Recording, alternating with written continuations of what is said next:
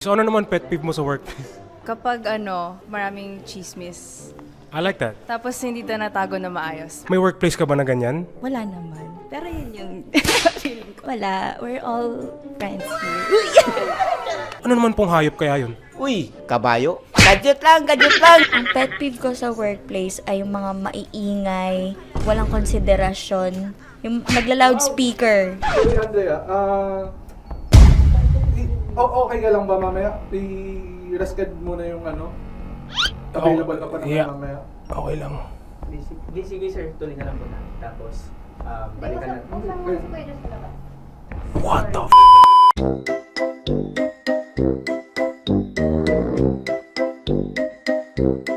Hey everyone, it's Andre Jordan of 96.3 Easy Rock, and welcome back to another Man on the Street with myself. My pet peeve in the office. Yung sa akin kasi hindi na siya pet peeve per se, but I just don't like passive aggressiveness anywhere, not just in the workplace if I'm honest, but especially in the workplace. Okay, so what's your name? Sophia. Dandy. Mary, Rapi? Angel, the nice. Ann Curtis po. Okay, Sophia, what is your favorite animal? Paborito mong hayop? Tiger. Tiger? Oh, ba't naman tiger? Kasi cat person ako. Hayop? Hayop.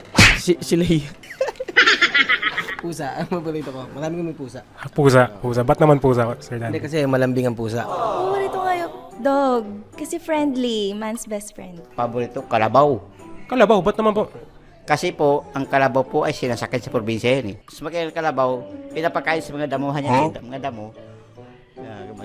Mga damo ni mga... Mga Butterfly. Kasi gusto kong mag-fly and aesthetic siya.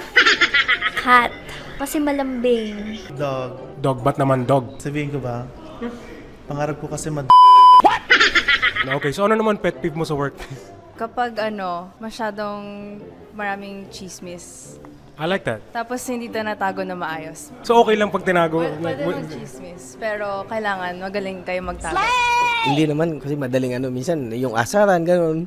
Pero kailangan sakyan lang. Kala mo yung pagka hindi ka sumakay, mapipikon ka. Pero wala yun, lang yun. Doon kami masaya. Ano ba? Wait lang. Kahit Makalat? may workplace ka ba na ganyan? Wala naman. Pero yun yung feeling ko. Wala. We're all friends here. Minsan kasi may time na may ulo ng tao. Pag po naman naka-encounter ka ng katrabaho na mainit yung ulo, ano naman pong hayop kaya yun? Uy, kabayo. Gadget lang, gadget lang. Ang pet peeve ko sa workplace ay yung mga maiingay, walang konsiderasyon, yung nagla-loudspeaker. Anong hayop kaya yung ganun, Ma'am Angel? Yung katrabaho ko, may kakilala ko dito. Pwede mo mag-name drop? Charot! Pag nagkukuya ako, yung malapit sa akin. May naalala ka bang tao specifically? Kuya ko. So sinasabi mo, Ma'am Nice, hayop si Kuya. Misa. yung maingay talaga. Kasi gusto ko ako lang yung maingay. Yung bida-bida ganun. Anong klaseng hayop yun? Pero ngayon na sinabi mo na maingay ka, anong klaseng hayop ka? Pusa. Okay, may na-experience ka na ba ever or na-encounter na katrabaho na kisabay sa'yo? Araw-araw, girl, andyan oh.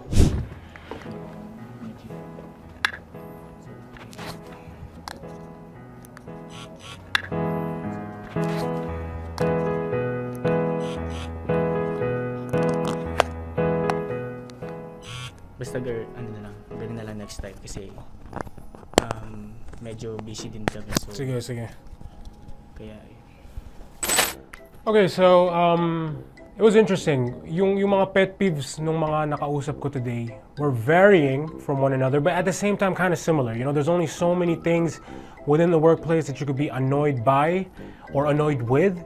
Although I really was hoping that mas madami. Next primo? Sorry. May tatanong lang ako. Yung pinapagawa for client ngayon. Kasi di ba, napag-usapan 2:30. Apo. Tapos mo na. Hindi. Nag-store na lang. 2:30 yun. Wait, matatapos na. Matapos na kami. Sasabihin ko sa client na itinatapos lang din dito. Late na nung nakaraan yung mga ibang pinasa mo. Sorry, Andrea. Okay ka lang ba mamaya? I-rescad muna yung Available ka pa naman Yeah. mamaya. Okay lang. Di sige sir, tuloy ka lang muna. Tapos, balikan natin. Buksan mo si Kuya Josh sa labas. Tara muna. Dali. Wait lang. Sorry, Day. I-ano lang namin. Sorry na lang mag-exit. Wait lang, sir. Si Primo, hindi ko alam ito eh. What the What? Ngayon ko lang nakita na ganun si Kuya Josh. Sure kayo, pwede naman natin i-reset mamaya.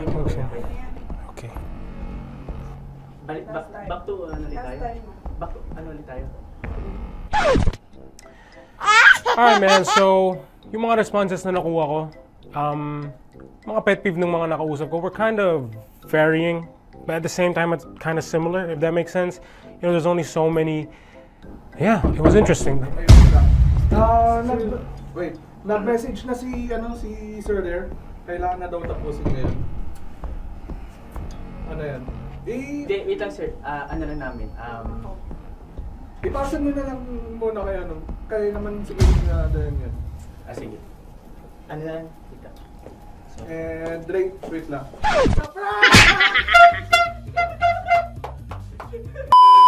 No! Natakot na ako!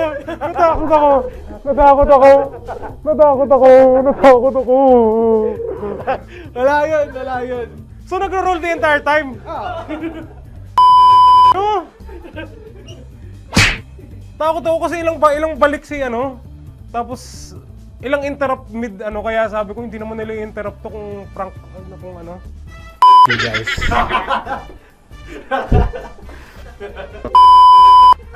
Magbibigay pa ako. Nahiya ako ibigay ito kanina sa inyo, pre. So we had a shoot for today that was scheduled. And admittedly ako yung reject ng idea and all that, and I understand like it's I'm being a diva, huge diva in that sense. And I feel bad. Genuinely I felt bad. That's why I got one Ferrero Rocher for each member of the team. I was wondering why everything was so hostile and kind of passive-aggressive. Nahiya ako ibigay ito kasi nga, ang laki ng kasalanan ko, feel ko. Sa akin na lang to guys ha. Me personally, I would like to change my answer. Yung pet peeve ko pala sa workplace ay yung mga mahilig lang. Before I go guys, I do want to quickly plug our new Easy Rock mobile app, Easy Rock Mobile, iOS App Store, and the Google Play Store. And until the next one guys, I was Andre Jordan of Easy Rock Manila. I'll see you guys on the next one. Hopefully, not getting pranked. Alright, I'm gone. Peace. Hey, thanks for watching! For more exclusive videos and artist interviews, You can check out our videos by clicking here. and don't forget to follow us on our social media accounts too. Links are in the description below.